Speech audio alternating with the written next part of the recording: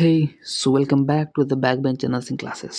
तो आज का हमारा ये है day 3 of AIIMS NORCET 11 and 12 high yield mock test. ठीक है। तो अगर आपने पहले वाले दो पार्ट नहीं देखे या फिर दो वीडियोस नहीं देखे तो ज़रूर देख लेना। ठीक है। तो चलिए शुरू करते हैं। तो आज के हमारे जो ये पार्ट 3 है इसमें हम फोकस करने वाले critical care area, ओबीजी, paediatrics and clinical pharmacology. ठीक है। तो ये रहा आपके सामने हमारा पहला क्वेश्चन। तो अभी हमारा क्वेश्चन क्या बोल रहा है? A patient is admitted to the neuro ICU following a severe traumatic brain injury. The nurse notes that the following vitals: BP is 180 by 70 mm of Hg, heart rate 42 beats per minute, and irregular deep respiration. What do this clinical finding collectively indicates? अभी option दिए: hypovolemic shock, brain stem herniation, Cushing stride, ठीक है, autoimmune डिसरेस्लेक्सिया, neurogenic shock. तो अभी मैं आपको बताता हूँ कि इसका आंसर जाएगा हमारा बी, क्योंकि इसमें न्यू जो भी कुशिंग ट्रायड है। अभी कुशिंग ट्रायड में क्या क्या होता है? कुशिंग ट्रायड में मोस्टली तीन चीज़ें होती। फर्स्ट है हाइपरटेंशन, देन ब्रैडिकार्डिया और एंड ब्रैडिपनिया। ये तीन जो चीज़ें हैं वो हमें सजेस्ट करती है या फिर इंडिकेट करती है कि पेशेंट को क्या है, कुशिंग ट्रायड मतलब ब्रेन स्टेम हर्निएशन। ठीक है। ये एक्सप्लेनेशन है। This is the classical presentation of a Cushing triad, a late and ominous sign of a severely increased intracranial pressure, ठीक है, leading to brainstem herniation। उसमें क्या तीन चीज़ें हैं जैसे कि मैंने बताया: systolic hypertension with the widening pulse pressure, bradycardia और इरेगुलर रेस्पिरेशन, जो कि जिसे हम ब्रैडिपनिया भी बोल सकते हैं। और यहाँ पे है आपके लिए एक मोस्ट इम्पॉर्टेंट पॉइंट। ठीक है। ये क्या है? हमारा मेमोरी ट्रिक, जो मेरी खासियत है। ठीक है। कुशिंग ट्रायड में क्या होता है? Cushing triad is the opposite of a shock. अभी शॉक में मैंने क्या बताया था? आपने अगर पार्ट 2 देखा है तो उसमें एक शॉक का क्वेश्चन था जिसमें कि मैंने बताया था कि शॉक में सब उल्टा होता है जो कि कुशिंग ट्रायड के। ठीक है। शॉक में क्या होता है? बीपी ड्रॉप हो जाता है, हार्ट रेट मतलब हार्ट रेट बढ़ जाता है, टैकीकार्डिया हो जाता है। और कुशिंग ट्रायड में इसका अपोजिट हो जाता है शॉक का। ठीक है। तो कुशिंग ट्रायड में क्या होता है? बीपी बढ़ जाता है, हार्ट रेट ड्रॉप हो जाता है और ब्रैडिपनिया भी हो जाता है। तो ये कुछ कुशिंग ट्रायड के हैं सिम्टम्स है। ठीक है। तो आगे बढ़ते हैं हमारे सेकंड क्वेश्चन की तरफ। सेकंड क्वेश्चन है हमारा ओ ओबीजी से है। ठीक है।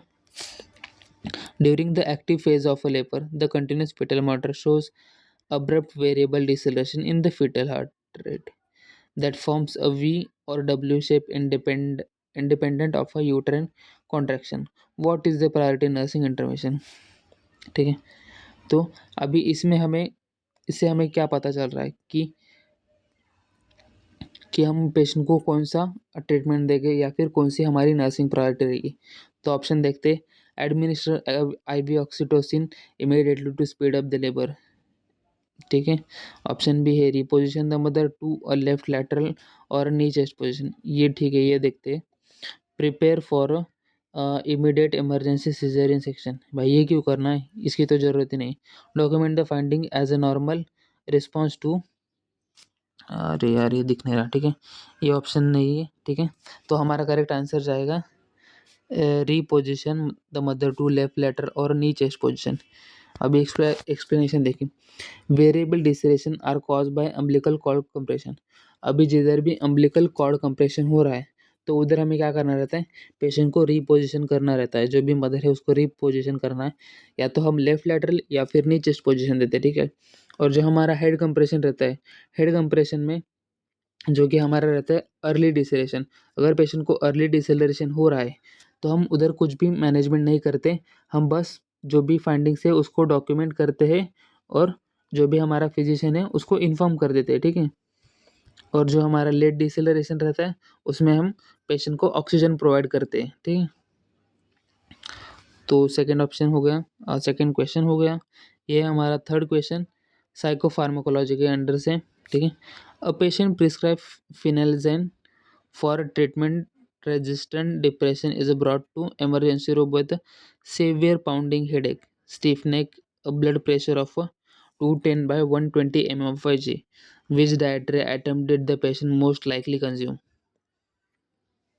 Option A, fresh apples and peanut butter, a glass of milk and scrambled egg, aged blue cheese and a glass of red wine, grilled chicken and steam vegetables. अभी इसमें से इसका करेक्ट आंसर जाएगा C option, aged blue cheese and a glass of red wine. ठीक है, तो इसका explanation देखिए। The patient is experiencing hypertensive crisis. ठीक है, a life threatening adverse reaction caused by mixing monoamine oxidase inhibitor with a food rich in tyramine. Tyramine is found in aged fermented or cured foods जैसे कि as चीज, red wine, smoke meats, broad beans. इसमें जो ट्रायामाइन पाया जाता है वो मोनोऑक्सीडेज inhibitor के साथ कंबाइन मिक्स होके उसको ये हाइपरटेंसिव क्राइसिस हुआ है। तो एक life threatening condition adverse effect है। ठीक है, अभी इसका आपको एक न्यूमोनिक जो कि अपनी खासियत है वो देखिए।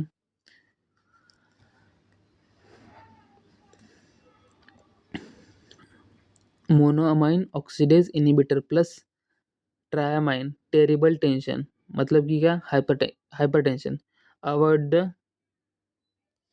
ठीक है, तो हमें पेशेंट को, जो भी पेशेंट मोनोअमाइन ऑक्सीडेज इनिबिटर के ट्रीटमेंट पे रहता है तो हमें उनको स्पेशली बताना रहता है कि तुम्हें जो भी एज फूड रहते हैं या फिर फर्मेंटेड या फिर क्योर्ड फूड रहते हैं उनको टोटली अवॉइड करना है। बढ़ते हैं आगे के क्वेश्चन की तरफ, जो कि हमारा होने वाला है fundamentals of nursing, mostly electrolyte imbalance की तरफ से। While assessing a post-thyroidectomy patient, the nursing officer inflates a blood pressure cuff above the systolic pressure for 3 minutes. The patient's wrist and fingers sharply flex, draw inward. What electrolyte imbalance is indicated? ठीक है, option है hyperkalaemia, hypocalcaemia, hypernatremia और hypokalemia. तो अभी अगर किसी भी patient को मतलब स्टिफनेस या फिर हाथों या फिर हमारे जो बोन्स है उसमें वो कुछ अगर साइंस दिख रहे तो उसमें मोस्टली होता है हाइपोकैल्सीमिया। ठीक है, इस एक्सप्लेनेशन देखिए। This is a positive Trousseau's साइंस, a classical clinical indicator of hypocalcaemia. ठीक है, आप याद रखिए ट्राउजियस साइंस। ठीक है, जिसमें कि क्या होता है, it occurs because neuromuscular excitability thyroidectomy patients are a higher risk because the parathyroid gland which regulates calcium are often accidentally removed or damaged during the surgery। तो जो भी थायरॉइडेक्टोमी, जो भी सर्जरी होता है उसमें एक्सीडेंटली या फिर मतलब जो भी हमारा थायरॉइड ग्लैंड रहता है वो एक्सीडेंटली रिमूव हो जाता है। और वो उसका मेन काम क्या है कि वो हमारे ब्लड में कैल्शियम लेवल को मेंटेन करता है। अगर वही प्रॉपर नहीं है या फिर उसका ही वो डैमेज हो गया या फिर उसको ही निकाल दिया गया है तो हमारे बॉडी में हाइपोकैल्सीमिया हो जाएगा और जिसकी वजह से पेशेंट को ये ट्राउजियस साइन देखने को मिलेगा। ठीक है, हमारा न्यूमोनिक देखिए एकदम इजी है। Calcium is calming, too little calcium, muscle gets too excited, spasm, tetany, Trousseau's साइंस। ठीक है, और हमारा